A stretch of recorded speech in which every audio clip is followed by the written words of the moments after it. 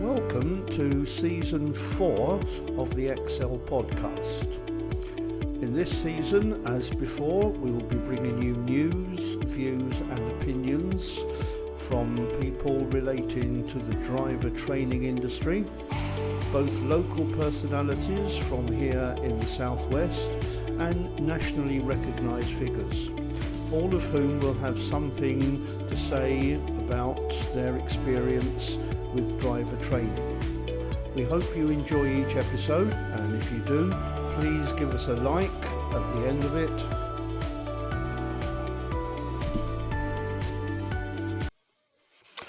Hello everybody, welcome to this latest episode of the Excel podcast, and I'm absolutely delighted to have somebody with me today who we're going to talk about the whole topic of mindfulness, and having said that, there'll be some of you now who will say, oh please, this has got to be Sam Harper.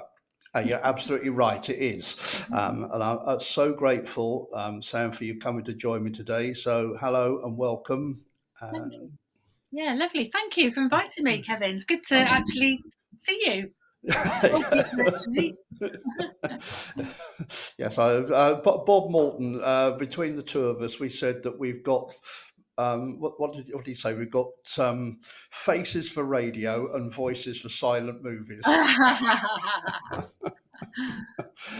Anyway, so we're going to delve into or dip our toes into the whole area of mindfulness. One thing I will say that most people know that this podcast has its origins down here at sort of the Exeter and Torbay areas, and we did have some years ago, Keith Woodward came and did a mindfulness course for 20 or 30 people down here. So there will be people in this area who've had some experience, and some people I do know from the posts we have on our Facebook groups who are very much into meditation and the whole thing of just sort of getting some inner peace and so on into their lives. So hopefully we can enrich what some know and just enlighten those who don't. Before we get to that, just give me or the listeners a bit of an idea of how you've got to where you are today. That's a good question. I sometimes wonder that myself. It's been 20 years since I've been an ADI. And it was really funny how I ended up being an ADI. I'll tell you the very short version of the story because it's quite a long story. But I ended up going backpacking with my old school friend when I was 31. And we hired a camper van. She couldn't drive it because she learned to drive in America.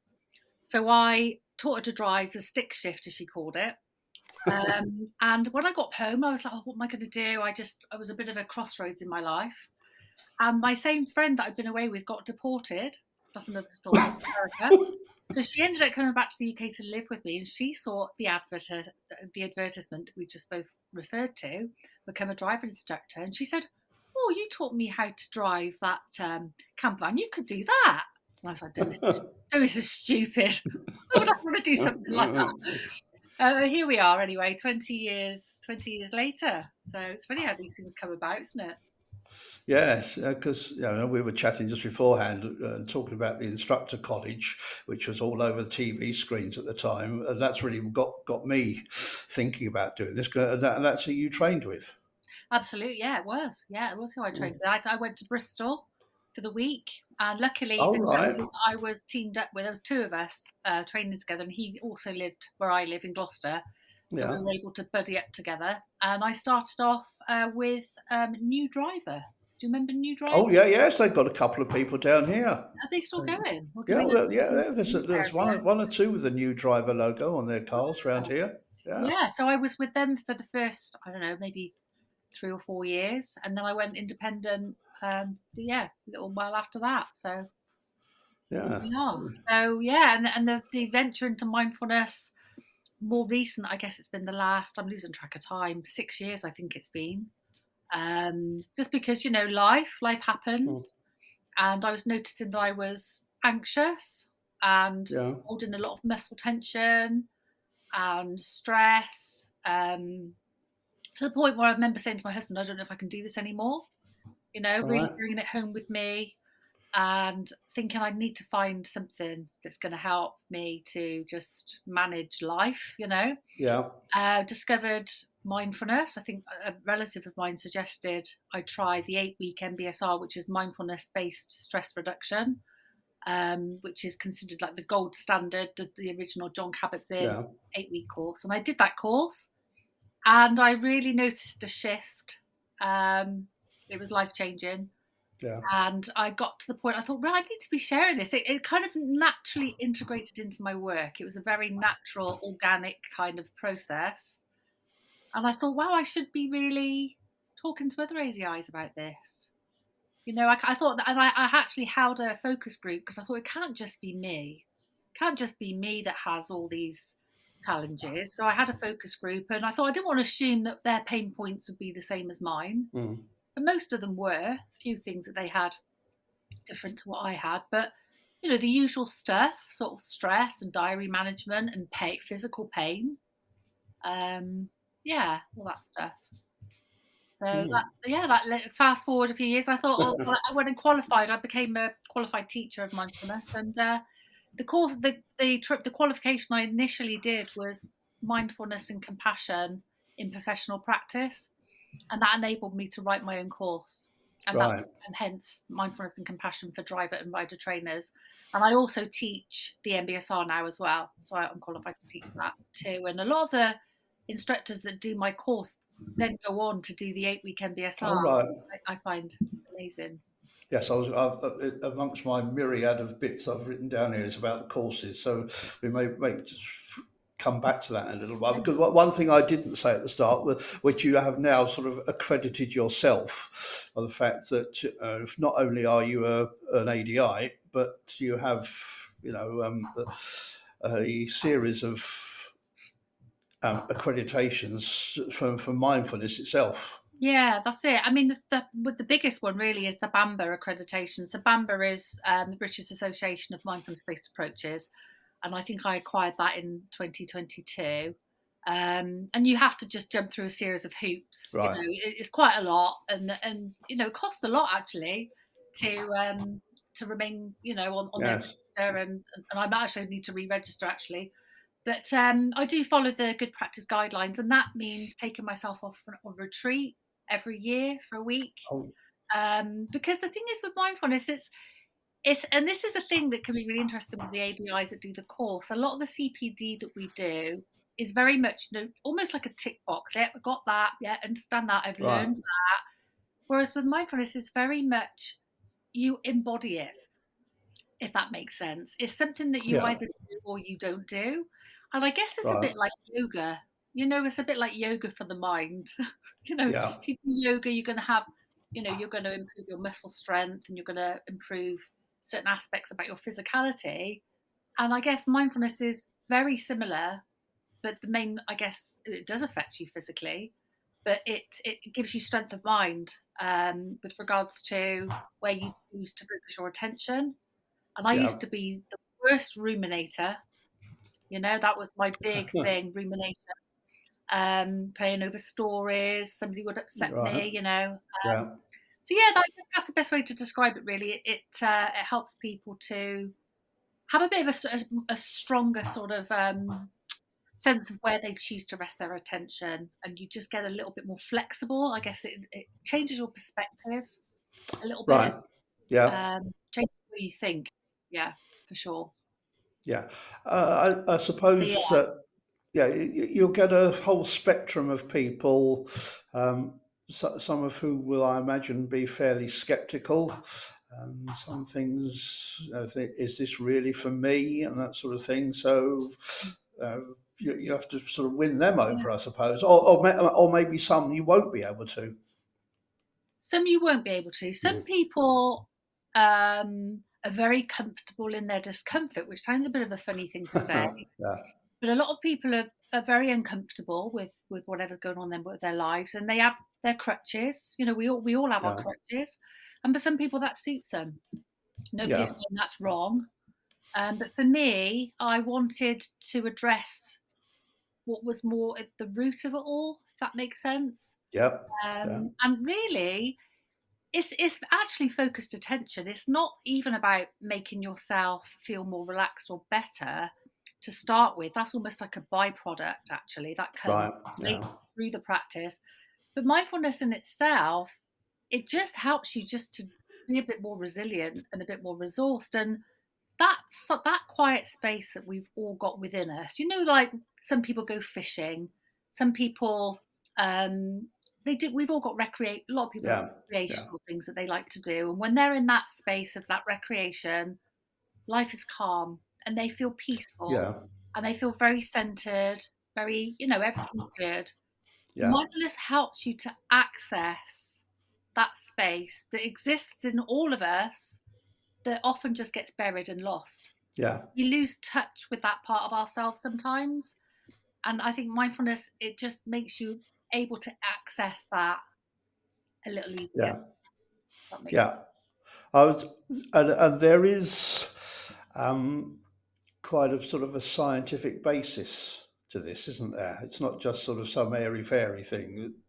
Yeah. All the sort of what is it? The oh, help with the technical words. Things. You mean neurodiversity? No, well, there's, Not neurodiversity. Sorry, that's I, my neural. You're strengthening neural pathways, basically. Is that what yes, you mean? yeah, Yeah. yeah, yeah, and all. I think of things like adrenaline and cortisol. What are they?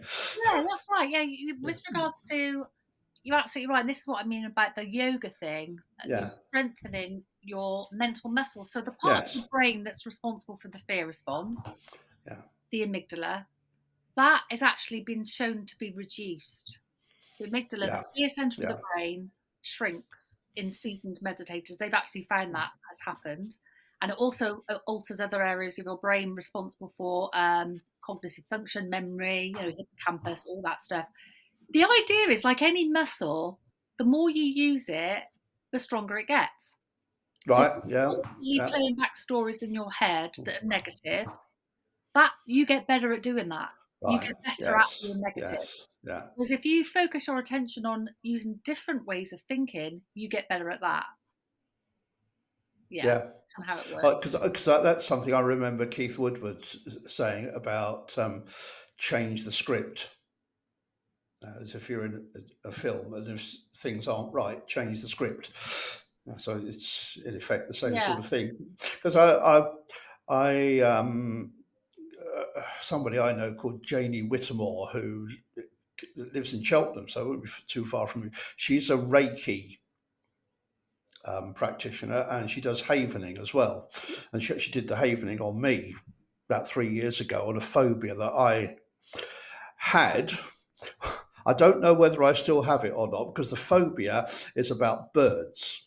my And friend's got my friend's got bird phobia. Yeah, and the phobia was basically about our cat seemed to know when my wife was away and would bring a bird in when I'm the only one here. So Janie actually did this havening on me, and it really did work. I could feel it working. But the little so and so, and she's now come in the conservatory, is having a glass of drink of water now, has not brought a bird in since. So we haven't actually proved whether it's properly worked or not yet. I have to go and visit Trafalgar Square or Well, whatever. yeah, yes. There have been times when I've sort of been near our feather friends. The big issue I have is with dead birds. Oh, really? That's the Oh, stupid part about it. Or yeah. I did have, and I have felt when you see a bird in the road somewhere. I used to cross the road to avoid them. Mm, It's a stupid thing, really. interesting. But but the science behind what she does is very similar, and I'm thinking also what Diane Hall and Chris Allsop do. It's different means to the same end in some respects. I take it, or maybe not. You're a better person Well, than me to. I think, yeah, it absolutely does. It all points to the same kind of thing. What I'd say about meditation and mindfulness, it all starts with awareness. Yeah, That's the crux of it. And this is the problem, that we spend most of our lives on autopilot. So you can learn many different things that you can implement in your life, or you can learn many different ways to navigate all kinds of difficulties. Yeah. But the problem is, a lot of the time, we're completely oblivious to the reality of what's going on Right. because we're Yeah. living on autopilot. This is the problem. You know, you can learn something, but you just don't do it because you just forget. You're not aware. And for me, one of the biggest learnings was the simple fact that I used to hold my breath and hold a lot of muscle tension Right. completely Yeah. unconsciously. And I know my pupils do that too. So I think that's the crux of with Right. mindfulness Yeah. is the fact that you're learning to pay better attention to not just your own experiences, like your thought patterns, how you're physically feeling. It's like checking the weather, you're checking that internal barometer, but also you start to see the realness of what's happening around you. So when you see other people's Right. behaviors, you don't just see the behavior, you see the unmet need behind the Right. behavior. So it also really helps to cultivate emotional intelligence as well. Right. Yeah. Um, so just thinking to myself, I was watching one of your clips on the Facebook group, which we'll come on to later, about the lad with the alter ego. I Yeah. thought that was fascinating. Yeah, yeah, it's really fascinating. I mean, and we all do it to a degree, don't we? Yeah. Even with regards to, I was talking to Kevin Tracy Field recently on their podcast, and I said, when you go to a party, you're one version of yourself. If you went to a funeral, you'd be a different version of yourself. We wear many hats in life. Yeah. I'm my driving instructor hat, my mindfulness teacher hat, and I know with a lot of my pupils, they get in their own way. They Yeah. tell themselves Yes. stories. The story they tell themselves is, "I'm rubbish at driving. I can't do this. I'm nervous. I'm this, I'm that." They get in their own way, and that's a huge barrier to learning. Yeah. I Yeah. might have all the best strategies in the world, but unless I can shift that Yeah. stuckness, then we're not gonna get anywhere. So it can be really helpful, actually, this idea, the alter ego, and it can be completely invented. It can be Mm. fun. Or sometimes I just talk to them about a version of themselves where they are confident. They might say, God, at work, I'm really confident. Or when I go and play the piano, I'm really confident, or whatever that may be. And they can maybe tap into that part of themselves. Just like I said about tapping into that part of ourselves when we're doing something um, meditative, Yeah. fishing or art or creativity. That's still us, the alter ego, it's still us, but it's a more helpful part of us Yes. rather than the part Yeah. that comes in that is the critical voice, Yeah. you know? Well, you read about it or hear about it from a lot of people, performers on stage, that that they'll tell you that how nervous they are in Yeah, normal life, but it's almost like it's a different person when on the stage. absolutely. I used to know somebody that was a solicitor, very, very shy person. They said when they had to stand up in court, they were just a different person. Yeah. They could do it because they just pretended that they were somebody else. Yes. Yeah. Yeah. Yeah. So it's fascinating. I find it fascinating. The mind is a very um, it is either an inner enemy or an inner ally.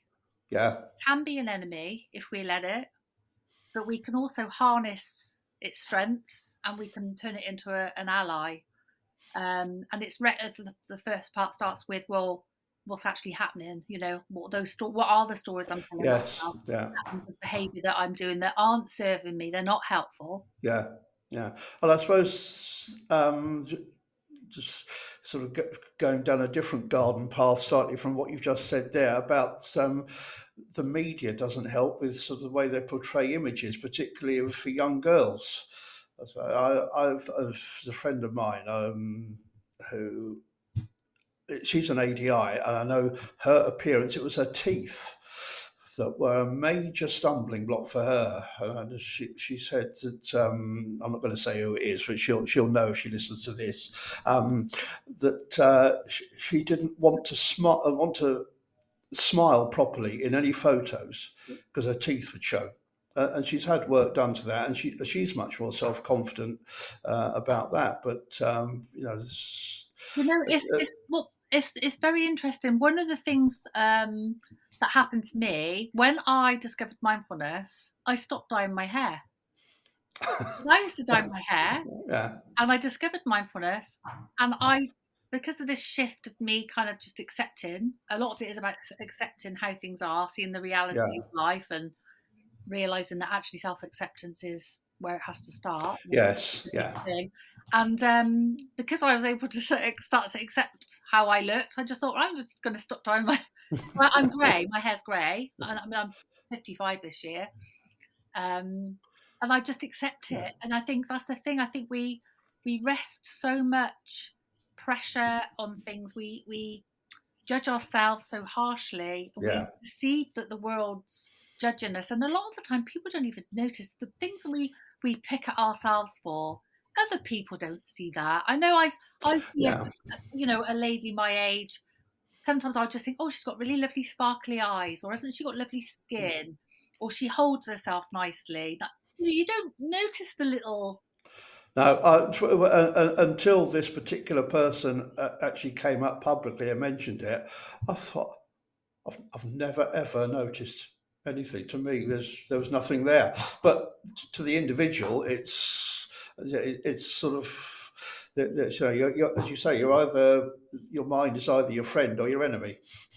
It's funny what I find as well, the similarities with how we can relate to our pupils, because they fixate, Oh and golly, they yes. get target fixation because all they see is the bus coming towards them, and they're so busy staring at the bus coming towards them, they're oblivious to the fact that there's a parked car.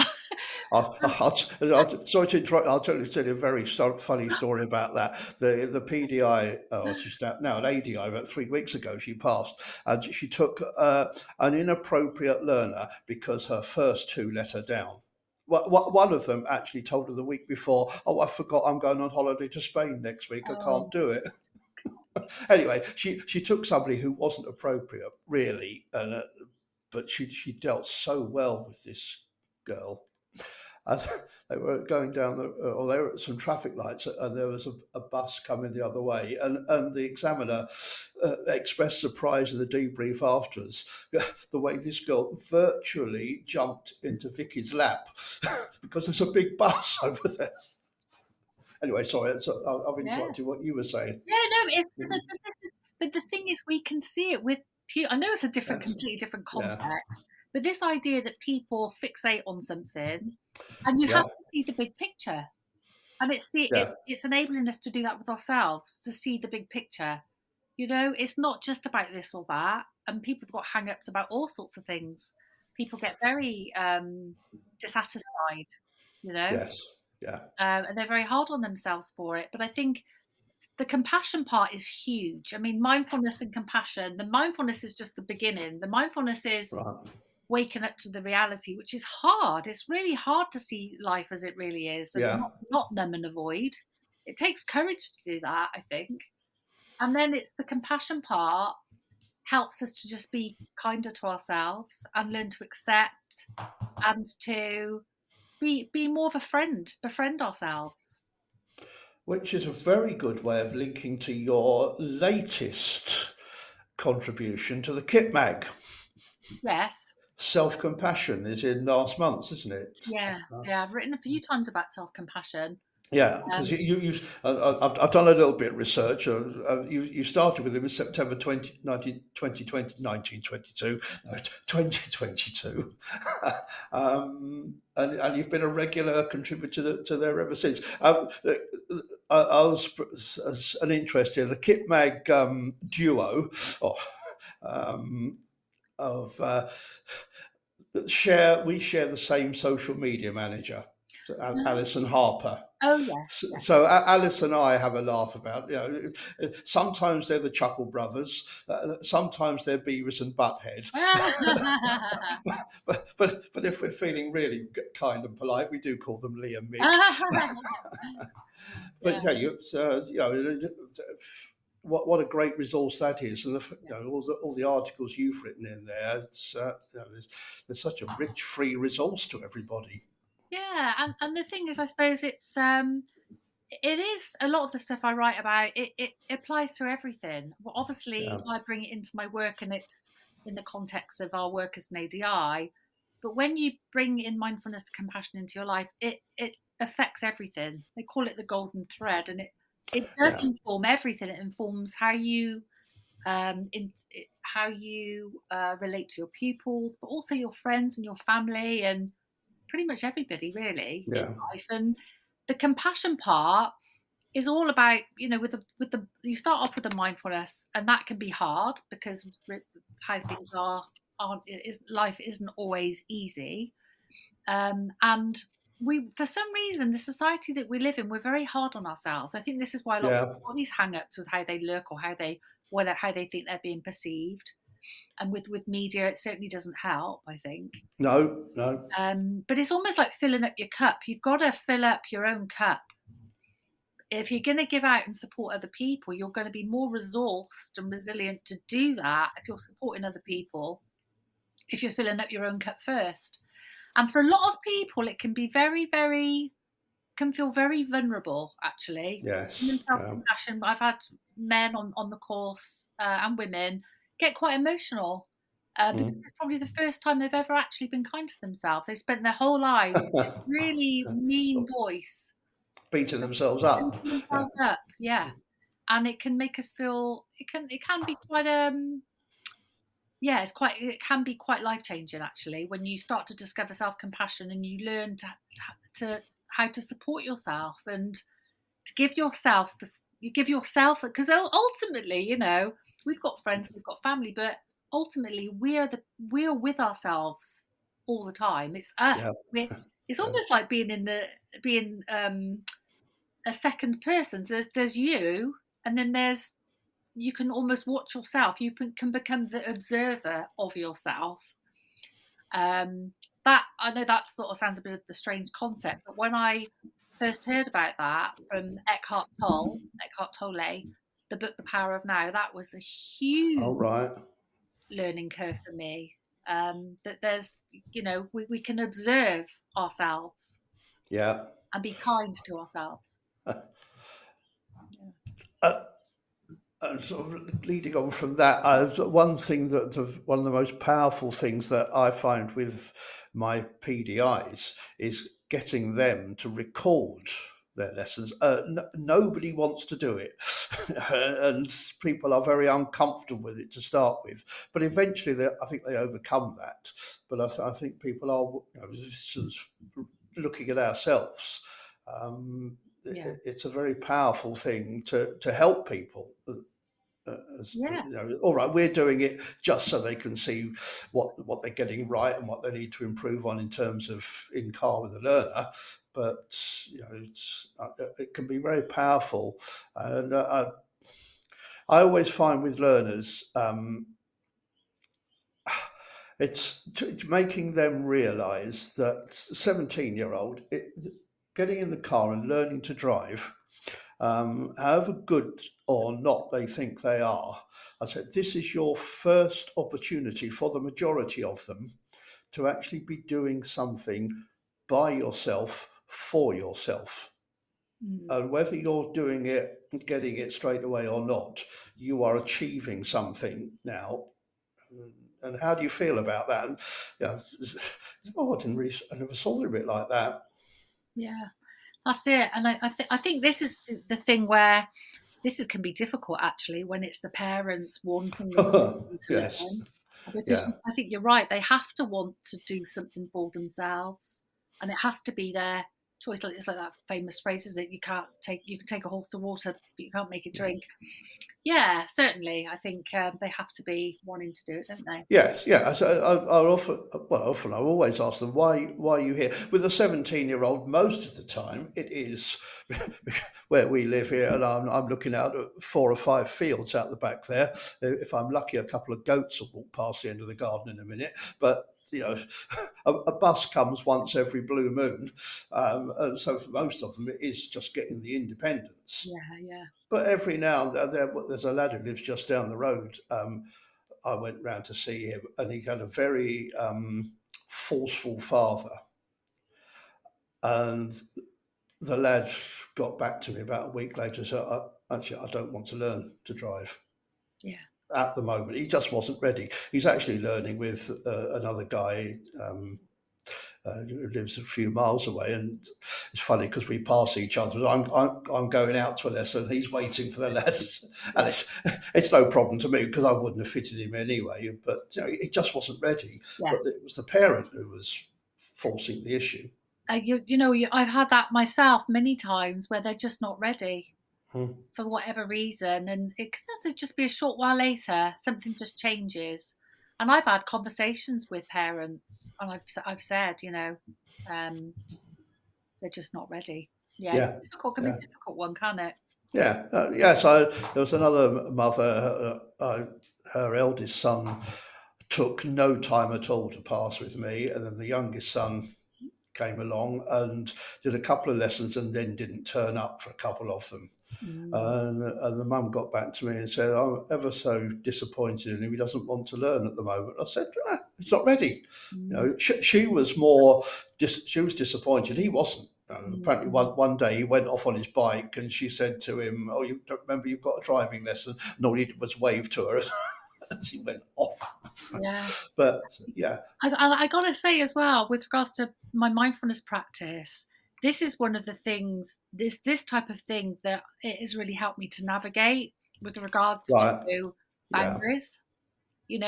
Recognizing what's okay and what's not okay, yes, what I'm yeah, prepared to do and what I'm not prepared to do, and have the courage to be able to actually convey my thoughts, because it is difficult sometimes when you have to have a conversation because they're not ready for test, or you have to have a conversation yeah, with a parent.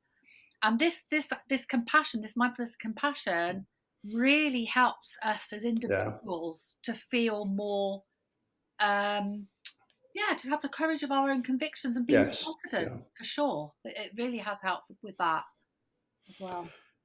Uh, and I know on another topic, the whole idea of, and Lee and Mick with their standards check courses are very much this top down approach of the GDE matrix, which is talking about the person Yeah, at the yeah, top, yeah, rather than the DVSA bottom up version of the car and getting control of that. yeah. And the whole thing about emotions and feelings and how that affects our driving, and just tapping into that Honestly, side of things. 100%. That's me all over. I couldn't agree more. Yeah. Yeah, Well, it's always stuck in my mind a story of a cousin of mine who sadly is no longer with us, and his mother died, and she lived round the corner from us in West London, and he was in Kent for something, and he rushed back, and halfway back or some way back he had a crash. It wasn't a bad one, but he said, but my mind just wasn't on driving. I was all over the place. And he said, in hindsight, I wish I hadn't driven. I wish somebody else had driven me. And I've always said that to people. If something sort of some trauma happens in their life, get somebody else to drive if you can. do you know that this is the thing? As soon as my pupils get in the car, I ask them just to check in with themselves. Like, Yeah. "So what's the weather like today? That internal barometer? Mm. How is it today?" Because you're absolutely Yeah. right. How they feel massively impacts Mm. on their ability to learn. Sometimes I'll actually get out of the car with. I've got quite a few pupils on a double lesson. They love it, and it does me good as well. Oh, there's one I looked at. There's the girl who likes to do stretching. Yeah, yeah, and I had a girl yesterday actually. We Yeah. had a few hours, and I said to her, "If you want to get out halfway," she went, "Oh yeah, that'd be nice." It was quite a nice day, and it's really good. And it Yeah. almost just like shifts the energy a little bit. The Yeah. energy can get a bit heavy and a bit stagnant, particularly if you're going over something that maybe they find it a bit challenging. It just, I don't know, it just gives Yeah. bit of a fresh feel when you get back in the car, Yeah. for sure. Yeah. Mm. Right. Let's some of the initiatives that you've developed. And that's the Facebook group, the Guild of Mindful Driver Trainers. Yeah, so I've got a Facebook page, and I just post different bits and pieces, videos, and other content I think people might find interesting. Yeah. I've also got a WhatsApp group. I think there's probably about 50 Oh, ADIs in there, and that's people right. that have done my course. Right. Somebody said the other day it's the course that keeps on giving, because for me, it's important to help to support people going forwards. I don't want people just to come and do this course and then one that I offer and then go, see you later, bye, thanks very much.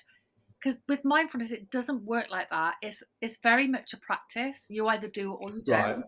Yeah. And it's really important to me that I help people to sustain that practice.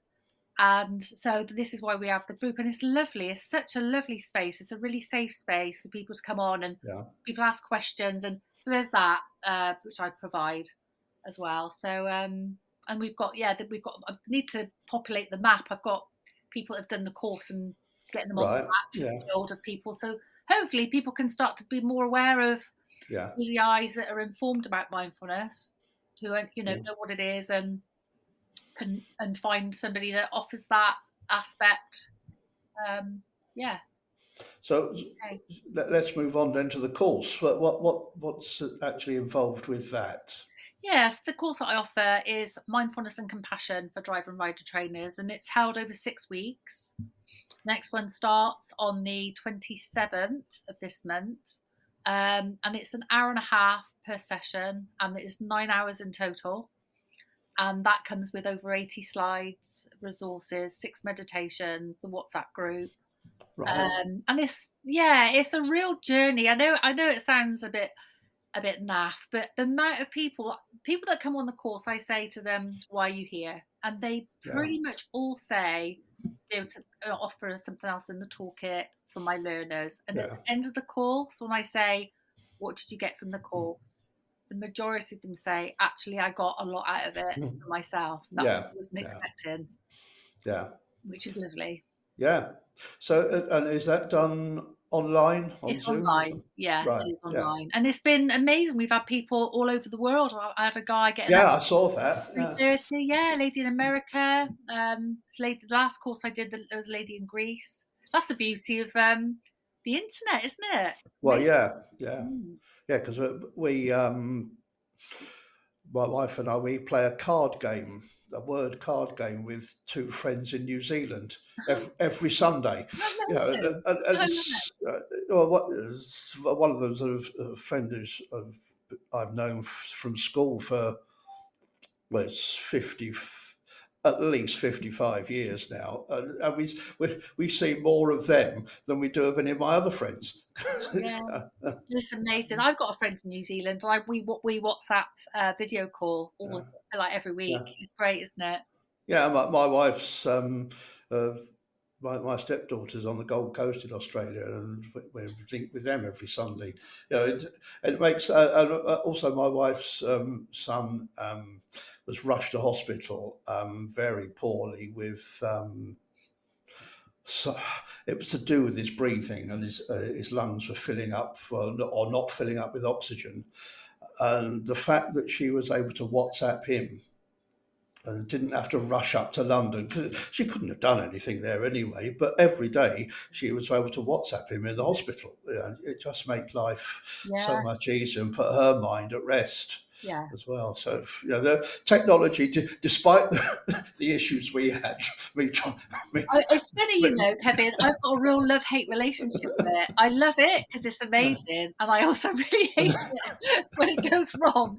Oh, Oh. I was determined not to hit one button, and that's the button I did hit. And all I could hear you saying was, "I'm here," and I'm thinking, "Well, I'm not."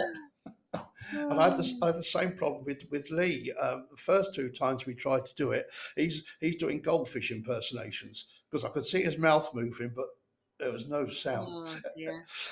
So anyway, so this course, how often do you do it a year? It So it's really varies. oh right, Yeah, it varies a lot. yeah, I was doing them pretty much a rolling, right, thing the yeah, last couple of years.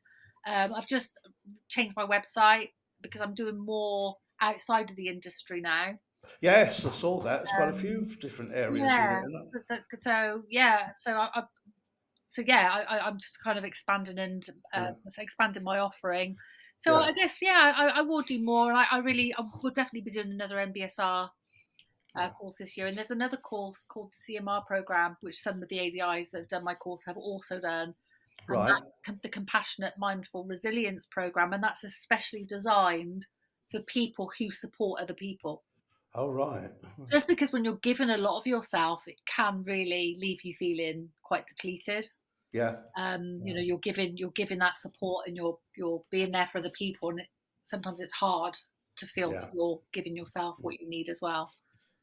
And all of this is on the website, thecalmside.com. Yeah, that's right. Yeah. Thecalmside.com and the Guild of Mindful Driver Trainers, bit of a mouthful, Yeah. that can be found inside the Calm Side. Yes, but all of that will go on the notes for this anyway, so people don't have to sort of suddenly stop the Yeah. listening to write it down. They can see it in the notes anyway. And there's resources on there too. So I'll start Right? to populate it with different things. I think I put a meditation on there the other day, and there's interviews I've done with some other driver instructors, and there's book recommendations. Yeah, So yeah, I'll keep trying to sort of pop things on there that yeah. might be useful for people Mm. as a resource, you know. So Well, I've had a look through it over the last couple of days, and I thought to myself, crikey, it's really some very simple things on there, which I think, yeah, wow, how effective that was, as well as going in much deeper into the whole yeah, yeah. mindset of it. Yeah, and I mean, I'm more than happy for people just to reach out to me and ask Yeah, me anything mindfulness or driving instructor related. I mean, I've been in the industry a long time, and yeah, happy to sort of help where I can. yeah. I think this is the feature of everybody who I talk to. Um, they might be nationally recognised figures and everything, but everybody is always says, "I'm prepared to help anybody." Virtually, it's an amazing, sort of group of people we've got. Yeah, we're lucky. And Yeah, that's the other thing with this technology, because when I started out and when you started out, yeah, I felt ever so alone. I was yeah, nobody to ask, other than people yeah, I bump into at the test centre. I felt very, very isolated. yeah. So Even now, though yeah, go, yeah, even though I was with LDC, it was at a time when work was nowhere near as plentiful as it is now, and there was the worry of where's the next bit of work going to come from. So, yeah. oh, the goats have just turned up at the end of the garden, oh, and Oh, they're having a lovely. fight. They're miniature ones, and they're having a fight. Ah, I love it you've got goats then. I'd love goats. If I had a bit more land, if we had a bit more space in our garden, I'd love to have goats. Well, we're lucky. The two fields straight out the back are owned by the people who live three doors down. So there's absolute, well, you can't develop here anyway because all the sports football pitches are here and there's no road access. So we're always going to have that view, even though the rest of the village is besieged by developers. Oh, no, it sounds lovely. Sounds idyllic. Yeah. You're in a lovely part of the world. I love it down there. Yeah. I think it also helps. From a mindfulness side of things, you can just sit out there and it's peaceful. Yeah. Mind you, it's true, but you can practice mindfulness and that peacefulness, even when it's not Well, peaceful. that's what I was going to come to. So just sort of give us some very simple tips that people, wherever they are, what Yeah, can they I do? would really recommend people they could start with the STOP acronym. So this is a really Right? easy one to do. The STOP acronym, the STOP stands for. So the S is the stop. So just through regular intervals, even if it's between all of your pupils Yeah. for a short time, you just stop. Stop what you're doing. Stop the car. Stop what you're doing, and just pause. And then you can just take a breath, because we spend a lot of time breath holding and shallow breathing. But when we're born, when we're very, very young, we have this way of breathing, very good way of breathing. But as we come into adulthood, for some reason, we don't breathe deeply and fully into our abdomen. And it's just Right. not good in many ways. It's not biologically, it's not good for us. But just noticing how we're breathing into the abdomen, taking a few steady breaths, almost like imagine that snow globe idea, just allowing the dust to settle, Right. allowing the Yeah. snow to settle. And then we observe. And when I say observe, we observe the current moment.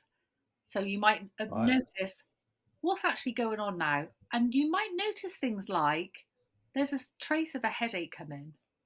Right, maybe I'm dehydrated. I hadn't noticed that before. Or I'm holding tension. My jaw's really clenched. I hadn't noticed that. So when I Right. can notice my internal reality, what's going on for me, my thoughts, maybe where's my mind today? Oh, I'm really chewing over that negative story from before. That's not helpful. Right. Can I Yeah. put that down right now? So you're creating a bit of space for choice. You can observe your Right. external reality, maybe notice the colour of the sky, be curious about what's going on around you without trying to judge or notice if you are judging. Mhm. And all you're doing is just creating a little bit of space. So rather than going on the rest of that time in autopilot, maybe um, keeping going that story, the negative story, or keeping that muscle tension, which is not helpful, setting all that down and then proceeding mindfully. So the P stands for proceed mindfully. So then you might Right. make a choice. Well, actually, do you know what? I'm going to go and get a drink, or I'm going to go and Right. Yeah. I'm going to do something that helps to support me to to to sustain myself, because we all know if we show up to a lesson and we're tired and we're cranky, we're not going to be giving that best lesson. Yeah. We're actually doing not only ourselves a favour, we're doing our pupils a favour as well. Mm. Yeah. Right. But having said people could get things from the notes, I've actually been. They can stop things if they need to, or they can read the notes. I've actually just been I'll madly send it writing through. down. I'll send it to Kevin if you want. I can type it out and explain it in the. I'll send you a message if that's easier. It's very kind of you. So I think I've got the gist of it, but I could do with some mindfulness out there. These two are going hammer and tongs, head-butting each other out there. Oh dear. I've heard of goat yoga, but not goat mindfulness. But No, maybe no, you I don't can start a yeah. new trend. I could well do with it. Anyway, look, I think that's a really good place to finish this, because having those tips for people to actually take away would be is great. And I'm aware that we're taken well, it's 3/4 of an hour now, so I'm ever so grateful to you for all of this. I'll put, as I say, the notes to the Facebook group and the website, and for those people who want to take it further, that they can delve into it and find out more. If Yeah, they absolutely. if they subscribe to the Kit Mag, they can find out loads of stuff from that for the best part of 18 months, if not more, that you've been contributing Yeah, there as absolutely. well. Yeah, I pop up all over the place, so you never know where I'm going to pop up next. I'm like whack-a-mole. Yeah, well, look, San, I'm ever so grateful to you for giving up your time. It's been fascinating to talk to you, and My yeah, pleasure. hope we'll catch up with each other again. Absolutely. No, it's been really good. Thanks, Kevin. Thanks. Thanks. Good to talk to you. Well, I'd very much like to thank San for that fascinating insight into the world of mindfulness. I'm well aware that we have just sort of dipped our toes into the ocean of the topic. There's a lot more to it, quite obviously. So what I'll do is, in the notes accompanying this recording, I'll put San's website address on there, and also the link to the Facebook page for the Guild of Mindful Trainers. So if you've enjoyed this and found it interesting, and you think there's something that you'd like to pursue with it, remember San has got these courses that she runs as well, with one starting fairly soon, later this month. Then please go and have a look and see what she's got to offer. And yeah, thank you very much for watching. And if you have enjoyed this, give us a like on the XL Podcast website and Facebook page, and look forward to catching up with you next time.